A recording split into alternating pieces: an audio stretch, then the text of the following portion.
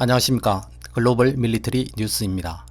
우리나라는 날씨가 풀려 봄이 오고 있지만 우크라이나의 최근 기상 상황은 좋지가 않습니다.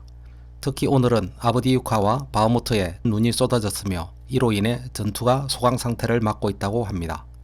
한편 러시아 푸틴 대통령은 2023년 상반기의 병력 징집 명령에 서명하였고, 최근 러시아와 우크라이나 양측 모두는 상대방의 포병을 공격하는 데 집중하고 있는 것으로 전해집니다. 관련 내용은 우크라이나 실시간 교전 상황 설명과 1일 전황 브리핑에 이어 말씀드리겠습니다. 참고로 우크라이나 실시간 교전 상황은 러시아군의 재정 지원을 받는 것으로 추정되는 채널이 텔레그램을 통해 제공하는 비공식 내용이며, 러시아의 1일 전황 브리핑은 러시아 국방부가 발표하는 공식 내용입니다. 텔레그램의 내용과 브리핑은 노란색 글자로 표시됩니다. 3월 30일 우크라이나 실시간 교전 상황. 쿠판스크 구역에서는 전투가 일시 중단된 상태입니다. 양측 모두는 적극적인 교전을 하고 있지 않습니다. 우크라이나 사령부는 러시아군의 공격을 예상하고 쿠판스크 도시 방어를 준비하고 있습니다. 우크라이나군은 루안스크주의 트로이츠케 마을에 최소 4발의 하이마스 미사일을 발사했습니다. 주거용 주택, 지구의 중앙병원 및 상점이 타격을 받았고, 민간인 14명이 부상당하고 1명이 사망했습니다. 바흐무트 북쪽에서 바그너 PMC 돌격 그룹은 아르테미브스크 비철금속 가공 공장 주변의 통제 영역을 확장하고 있습니다. 현재 축구장 근처의 셀리스세 지역과 산업지역 근처의 주거지에서 전투가 진행 중입니다.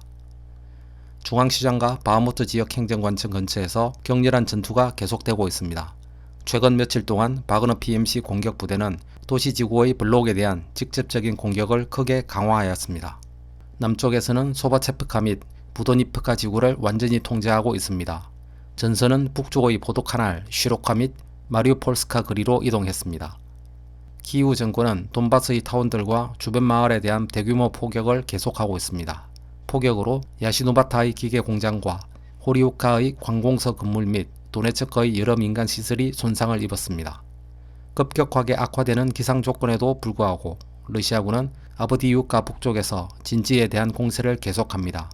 당면한 임무는 노보바흐무티브카 남쪽 습지대에 있는 우크라이나 군 진지를 파괴하는 것입니다. 마린카에서는 러시아 차량과 소총사단이 몇 달 동안 전투가 계속된 지구의 행정 근무를 점령했습니다. 동시에 드라즈바 에브뉴 서쪽으로 점령지를 확장하였습니다. 우크라이나 포병이 드니프로강 왼쪽편의 민간 거주 지역에 공습을 계속하고 있습니다. 노바 카크호브카, 올레스키, 호르노스티브카, 코자키 라헤리의 주거 건물과 기반 시설이 공격을 받았습니다. 이상 러시아군의 지원을 받는 텔레그램 채널의 우크라이나 실시간 교전 상황 전달이었습니다. 핵심 내용을 요약해보면, 우크라이나 북부 쿠판스크에서는 전투가 일시 중단된 상태이며, 바흐무트에서는 속도가 느리기는 하지만 러시아 측이 전진하는 상황입니다. 헤르손에서는 드니프로강을 사이에 두고 양측이 포격을 계속하고 있습니다. 이어서 러시아 국방부의 공식 1일 전황 브리핑을 알아보겠습니다. 요약하여 전달합니다. 러시아 국방부 특수군사작전 진행 상황 보고. 2023년 3월 31일 쿠판스크 방면에서는 자파드 그룹의 항공 및 포병이 하르키우주 신코프카와 베레스토보이의 우크라이나군 30명, 장갑차 2대, D-206 사포 한문을 파괴했습니다. 크라스니 리만 방면에서는 첸트르 그룹의 지상 공격 항공기와 포병이 체르보나 디브로바의 우크라이나군에 공격을 가했고, 하루 동안 우크라이나군 최대 85명, 세대의 장갑차, 세대의 픽업 트럭, 한문의 D-206 사포 및 한문의 거보지트카 자주포를 제거하였습니다. 도네츠크 방면에서는 유급 부대의 포병 지원을 받는 러시아군이 우크라이나군 260명 이상, 보병 전투차량 4대, 장갑 호송 차량 4대, 장갑 전투차량 2대 및 한문의 D-306 사포를 파괴하였습니다. 남부 도네츠크와 자포리자 방면에서는 보스토크 부대가 도네츠크주 부올레다로와 노보미하일리우카의 우크라이나군 35명과 D-30 및 D-206 사포를 무력화했습니다. 헤르손 방면에서는 30명의 우크라이나군과 16대의 차량, 한문의 아카시아 자주포를 파괴하였습니다. 또한 러시아 연방군의 작전 전술 및 육군항공, 미사일 부대 및 포병이 74개의 우크라이나 포병 유닛과 76개 지역의 병력과 장비를 공격했습니다. 우크라이나군 제126 영토 방어여단의 탄약고가 헤르손주 오트라도카멘카 근처에서 소멸되었습니다.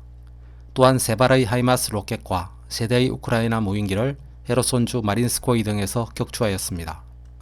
앞의 내용을 종합하면 이날 하루 우크라이나군은 440명의 병력이 손실되었습니다. 군사장비는 무인기가 3대, 전차 및 장갑차 15대, 야포 및 박격포 7문, 특수군사차량 32대가 파괴되었습니다. 항공기, 헬리콥터, 방공 미사일 시스템 및 MLRS의 손실은 없습니다. 이상 러시아 국방부의 1일 전황 브리핑이었습니다. 이날 하루 러시아군의 전과가 평소에 비해 매우 적습니다. 병력 손실도 전날의 570명에 비해 130명이 줄어들었고 군사장비의 손실도 상당히 적습니다. 앞에서 말씀드렸다시피 현재 우크라이나의 날씨가 폭설이 내리는 등 전투를 진행하기에 좋지 않은 상황입니다. 날씨의 영향과 함께 러시아나 우크라이나 모두 춘계 대공세를 앞두고 전력을 아끼는 것이 아닌가 생각됩니다. 한편 러시아군의 공식 브리핑에서 헤르손주, 오트라도 카멘카 지역에서 우크라이나군의 탄약고가 파괴되었다고 발표하였는데 우크라이나 측의 오신트가 관련 영상을 올렸습니다. 해당 지역이 맞는지는 모르겠지만 엄청난 폭발이 일어났습니다.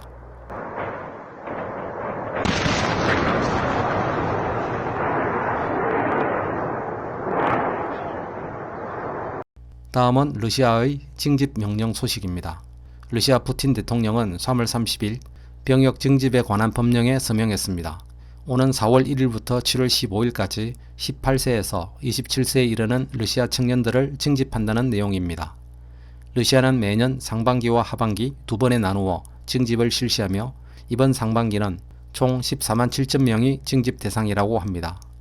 신병훈련과 관련하여 러시아의 신병훈련장은 약 13만 4천 명의 인원만 수용 가능하기 때문에 1만 3천 명의 인원은 벨라루시의 훈련장을 사용할 수 있다고 전해졌습니다. 한편 키릴로 부다노프 우크라이나 군 정보국장은 지난 1월 20일 미국 워싱턴 포스트와의 인터뷰에서 1월 기준 우크라이나에서 전투 중인 러시아군이 32만 5천 명이라고 하면서 또 다른 15만 명의 병력이 곧 전투에 참가할 수 있다고 밝힌 바 있습니다. 부다노프 정보국장의 말처럼 러시아는 이번 상반기 징집을 통해 14만 7천 명에 이르는 병력을 보강할 것으로 예상됩니다. 이어서 러시아 및 우크라이나의 양측이 대포병 공격에 집중하고 있다는 내용입니다. 영국 국방부의 발표에 따르면 러시아와 우크라이나 모두 상대방의 포병을 제거하는 데 총력을 기울이고 있습니다. 포병은 전쟁의 신이라는 말이 있듯이 병력과 장비에 엄청난 손실을 끼칠 수 있습니다.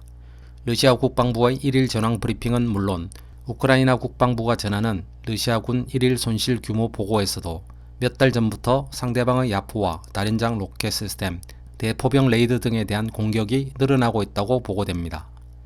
포병에 대한 공격 방법은 여러 가지가 있지만 현재 우크라이나 전쟁에서는 드론 정찰을 이용한 포병 부대 위치 확인을 통한 공격이나 포병의 공격 원점을 대포병 레이더로 추적하여 공격을 가하는 방법이 사용되고 있습니다. 러시아군은 포격의 원점 확인을 위해 주팍-1 대포병 레이더 등을 사용하고 있고 우크라이나군은 미국제 ANTPQ 36, 37, 50 등의 대포병 레이더를 사용하고 있습니다. 러시아군의 1일 전황 브리핑에서도 우크라이나군의 대포병 레이더에 대한 타격은 계속 보고되고 있습니다. 우크라이나 국방부도 지난 3월 23일 도네츠크에서의 러시아의 주팍-1M 대포병 레이더를 파괴하였다면서 영상을 공개한 바 있습니다. 상대방의 포병 유닛과 대포병 레이더에 대한 공격이 집중되는 가운데 양측은 대포병 레이더를 군수 생산 및 조달의 우선순위에 두고 있다고 합니다. 그러나 러시아의 대포병 레이더는 서방 측의 첨단 부품 수출 규제에 따라 생산 차질이 일어나고 있다고 영국 국방부가 전했습니다. 오늘 글로벌 밀리터리 뉴스가 준비한 내용은 여기까지입니다. 즐거운 주말 보내십시오. 감사합니다.